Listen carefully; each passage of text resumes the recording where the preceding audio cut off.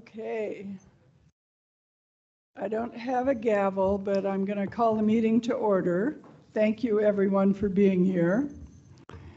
My name is Elaine Clegg. I'm the CEO of Valley Regional Transit, and I'll be presiding tonight at our public hearing on the system redesign. I'm joined by Bree Brush, who is Mayor McLean's transportation advisor and also helps represent VRT on our board of directors. We're also joined by Valley Regional Transit Regional Advisory members, Mary Beth Nutting and Teresa Votter. We have Valley Regional Transit Chief Development Officer Stephen Hunt representing the staff, and we are pretty certain that soon we're going to have City Council Member Halliburton. This is not a City Council hearing, it's a Valley Regional Transit hearing. The vote on this change happens at the Valley Regional Transit Board meeting on October 2nd, and so you're not seeing City Council members up here because of that. It is to collect testimony regarding the proposed bus network redesign and service changes that were released to the public on August 7th, and we're aiming to provide more frequent and service on highly used corridors and improve intercounty connections and more. We realize it comes with some changes that impact the way people ride today, and we expect that that's what we'll hear about today. Final recommendation for service changes will be presented to the board on October 2nd. Your testimony tonight may inform recommended changes in what that final redesign is, and we're happy to have you here. The changes that will be determined on October 2nd will be implemented in June of 2024. So people will have almost 9 months to understand what the changes are, how they'll impact, and what changes they could make that will allow them to still use the system. So we appreciate you being here. There may also be some people virtually, but we're going to take testimony from folks in the room to begin. And then we'll shift to those virtual participants. If you signed up, I'll call your name. If you didn't sign up, after we've called all those names, I'll ask if anyone else would like to make comments, and you're happy to do. We're pleased to let you do that then. Please try to talk about the redesign and not other issues.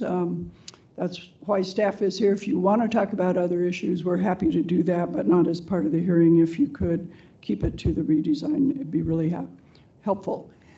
We're going to start with someone who didn't sign up because she didn't think she could stay. She has to go catch a bus. And so, Carla, if you would come up, give your name and address, and then whatever comments you have, up to 3 minutes. Okay. We would love to hear them. Thank you. Okay. I'm Carla Epifani-Worthy, and my address is 16... Can you get just a bit closer? Thank you. Okay. My address is 1632 South Loggers Pond Place, apartment 23, Boise, Idaho, 83706. I'm here mainly because of the elimination of scheduled bus service for the number 1 bus that normally goes all the way out to Harris Ranch, but comes down my section of Park Center. The elimination of this bus, even with the option of possibly being able to take Lyft, will impact my budget considerably. I am a retired individual, and so my budget is fixed. And I ride the bus approximately 4, sometimes even 5 days a week. And this would increase my daily ride by $4 a day, which is up to $20 a week, which would be up to $100 a month. And that to me is very concerning. I've seen the bus service on Park Center be reduced over the past 12 years that I've lived here. And I'm concerned about continued lack of service in this area. I do have an idea that I would like to throw out to you to consider, because at one point, when they eliminated bus service on Saturdays down Park Center, they allowed the number 2 bus to come around to Pennsylvania and Park Center and make a loop back to Boise Avenue and then continue its route. If that could even be a scheduled service down Park Center by doing it that way, that might be at least an incentive for more people to continue riding the bus. The people that are on my buses, particularly early in the morning for, peak hours, many of them are working. Some of them are parents that are taking their children to school. I know that the ridership has been down a lot, but possibly even running a smaller bus could alleviate some of the cost or make it more cost effective. A lot of the people that ride a little later in the day, even though they are working, they are disabled to some degree. Many people are using canes, some people are sight impaired, and that causes them, I'm sure it will cause them some inconvenience. I also know that there is possibly an on-demand situation that's being considered, and although I think that that would be possibly good, the idea is many times, at least from the last session that I went to, they were talking about us having to compete with, I believe it was Garden City, to be able to get an on-demand. And if that's the case, we know that the ridership in Garden City is probably quite a bit higher than in along Southeast. And that could impede our ability to get there. 3 minutes, Carla. Okay, and thank you. Thank you so much.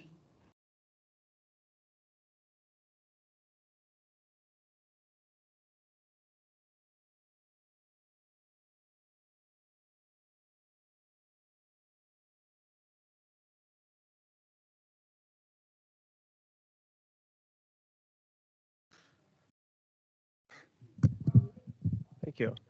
My name is Chadwick DeFair. Should I say my address? All right.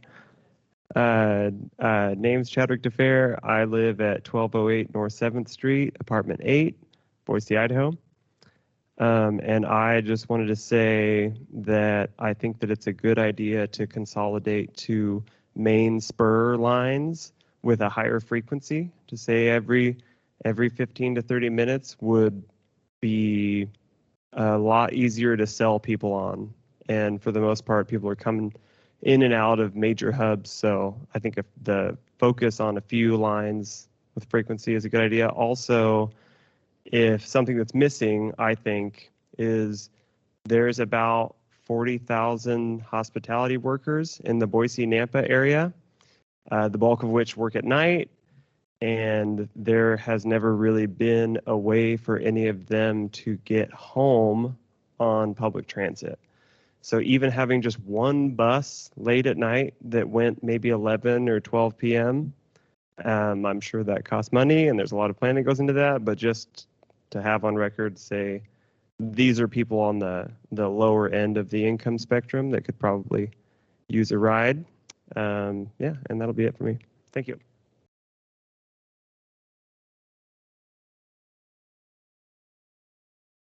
Thank you. Sorry. Any questions? I didn't ask last time for Carla. So folks up here can ask you a question. So if any of you have those, please feel free to do that. Next signed up as a yes, we have Ken Pajan. Ken.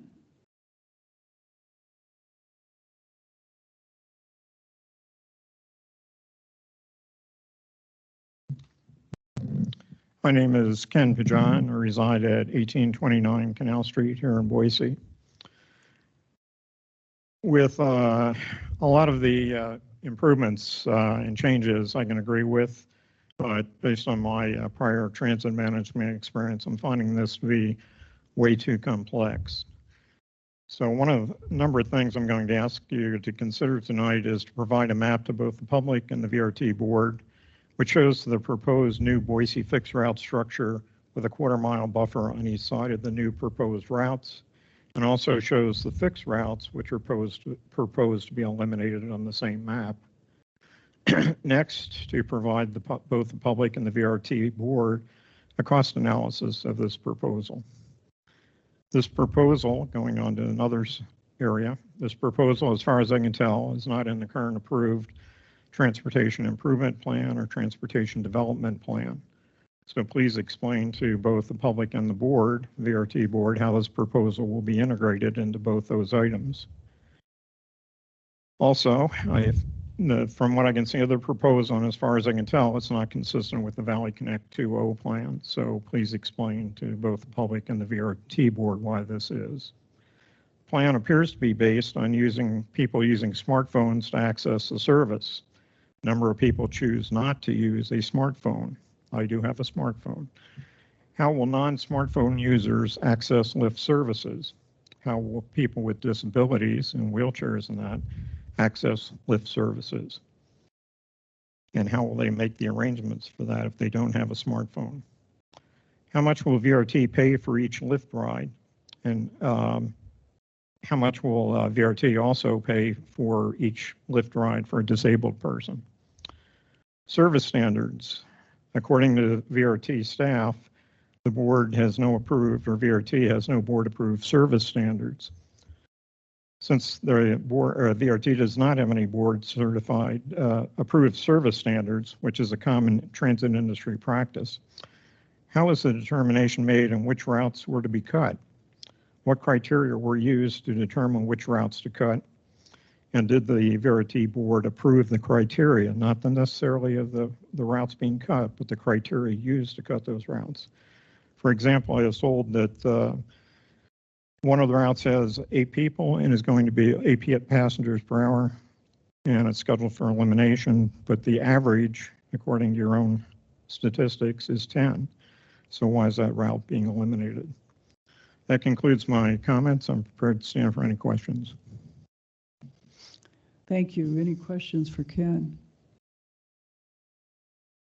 Go ahead. Would you like any reply to those at this point? Or would you like any reply to those comments at this point, or should we do those? Yeah, I was going to say, Ken, if you have those written, we'd love to have those in the record as written comments, and then we can just provide them to the board. I can provide you with those. Okay, thank you. I would mention a couple things, though. There was a request to have both the current, the proposed, and the existing maps available. We provided many different maps online that show the existing and the changed services to identify those areas that are losing service. So that should be, that is available online. And for the purpose of people being able to understand how those impacts would affect them. Just want to make that clear. Yes. Thank you. I appreciate that. We do have a system that allows people to make those comparisons. If you're interested and haven't been able to find it, check with one of our staff people and we'll show you. Thank you. Next, we have Bob Hahn.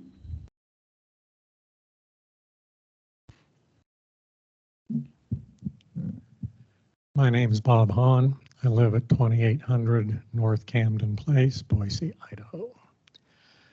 I got some information on things that, at least when I looked at the website, were not clear. And I hope that the maps are a little more clear.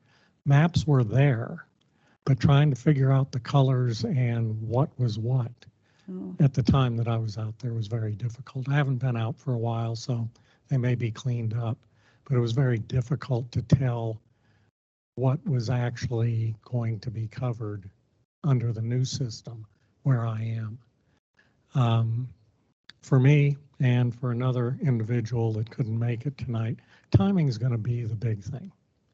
All right, right now the 7A gets me downtown. I can get to the office at 8:30, which is what time my boss wants me there, so it works out pretty well. With catching multiple buses, is that going to work?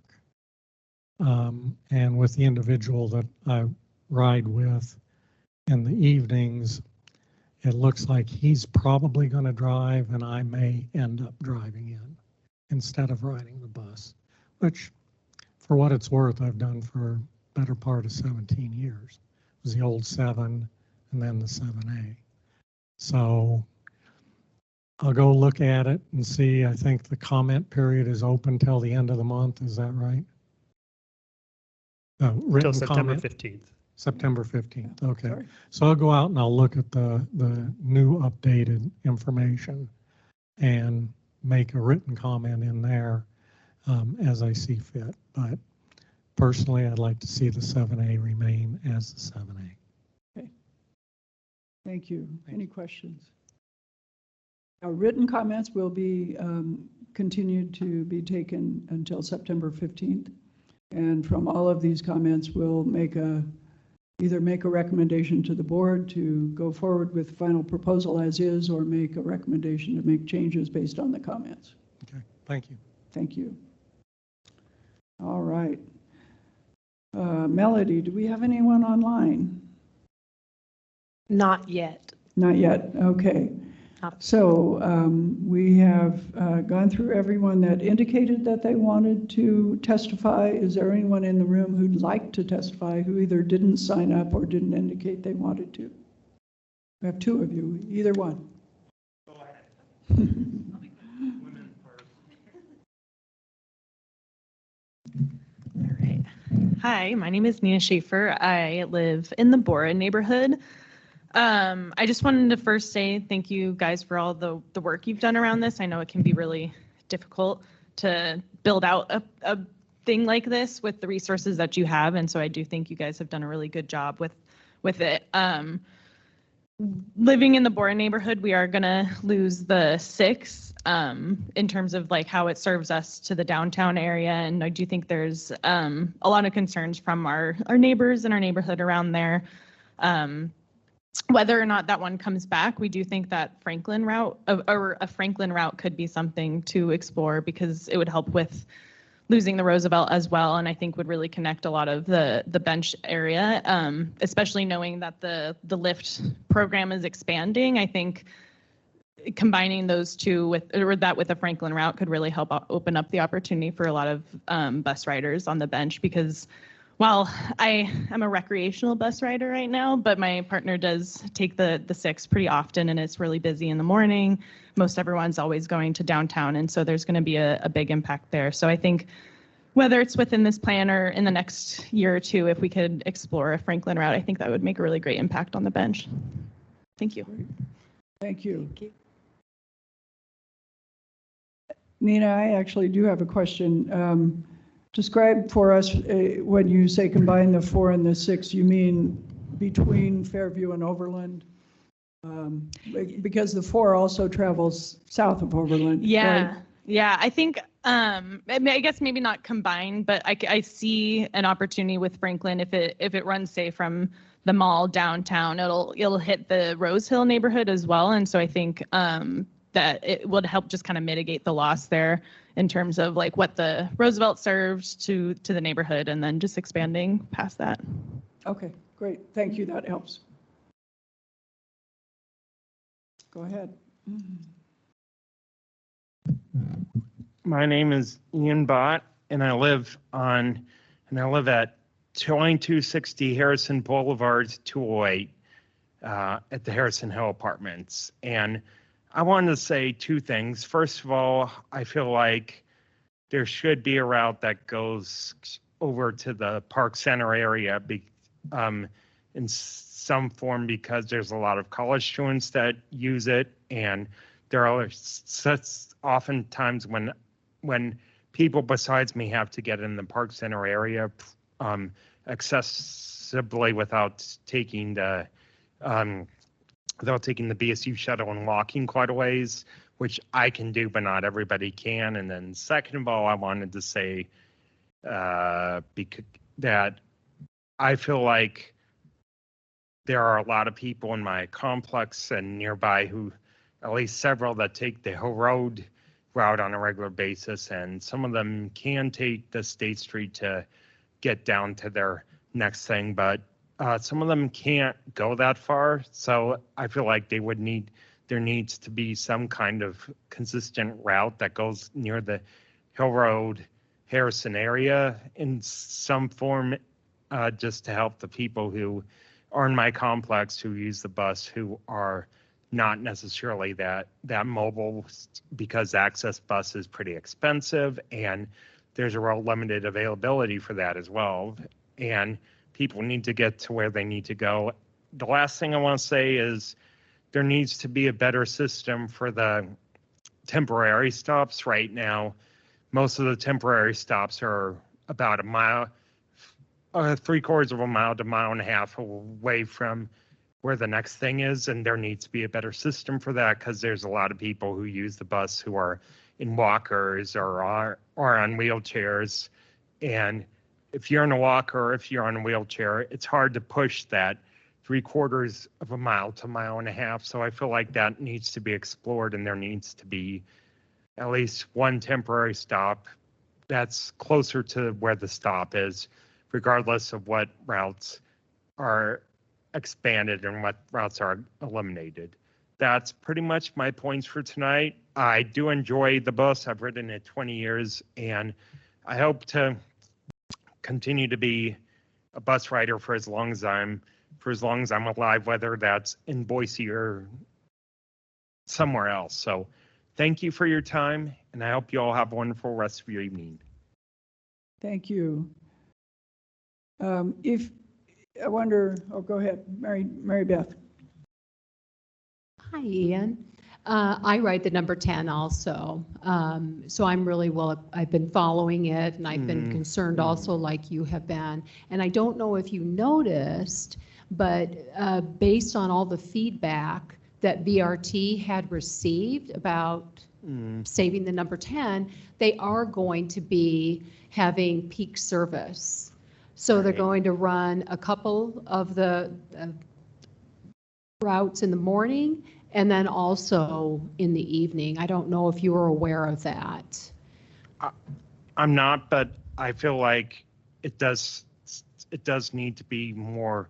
There does need to be a place near Hill Road that's more frequent than that, because of my complex and because of other people in the neighborhood who use that service quite a bit.